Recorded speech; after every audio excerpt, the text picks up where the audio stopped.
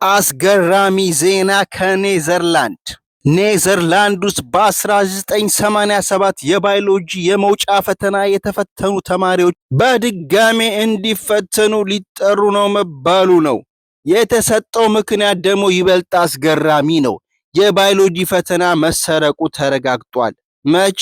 አሁን ከ38 ዓመት በኋላ። የያኔዎቹ ተማሪዎች ዛሬ እድሜያቸው 55 እና ከዛ በላይ ነው። ባለስልጣኑ ለሁሉም ጥሪ እንደሚያደርግና ፈተናውን በድጋሜ እንደሚወስዱ ገልጿል።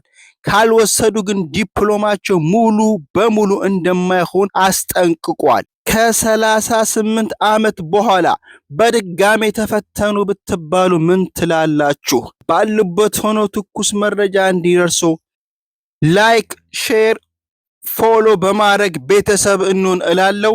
ሁሌም ትኩስ መረጃ አለ።